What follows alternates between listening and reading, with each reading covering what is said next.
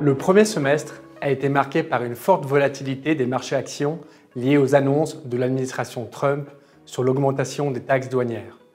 Mais ce que nous retiendrons est sans aucun doute leur progression. Aux États-Unis, après une baisse de 20%, le S&P 500 et le Nasdaq, portés par des données économiques rassurantes et un regain d'optimisme autour de l'intelligence artificielle, ont atteint de nouveaux sommets historiques. Ils progressent respectivement de 5,5% et 8% sur la première partie de l'année.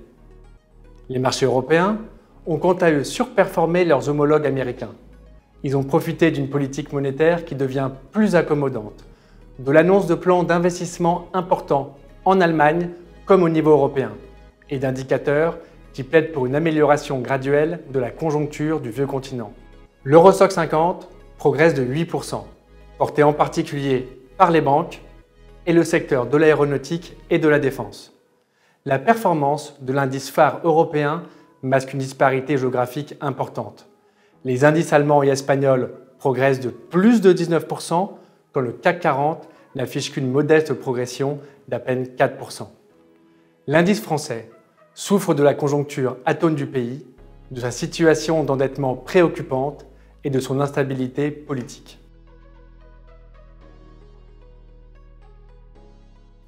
Avec l'atteinte de nouveaux sommets historiques, les actions américaines affichent un niveau de valorisation exigeant.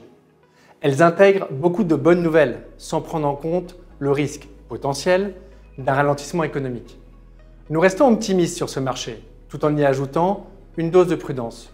Ainsi, nous continuons à privilégier les leaders du secteur de la tech et en particulier Meta, Alphabet, Microsoft, Amazon et Nvidia.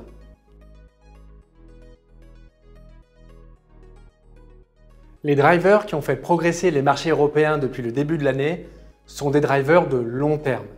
Le desserrement de la politique monétaire par la BCE, lié à une normalisation de l'inflation, favorise l'investissement et la création de valeur. Les politiques de relance budgétaire, en particulier l'annonce par la Commission européenne du plan de renforcement des capacités militaires, ReArm Europe, va mobiliser 800 milliards d'euros, dont l'investissement s'étalera jusqu'en 2030. Le plan allemand consiste à investir 500 milliards d'euros dans les infrastructures du pays sur 12 années. Ces éléments ont vocation à dynamiser le tissu économique de tout le continent. À ce titre, les small et mid-cap européennes sont en première ligne pour en tirer parti, en particulier grâce à leur activité locale qui les protège aussi des variations intempestives des taxes douanières.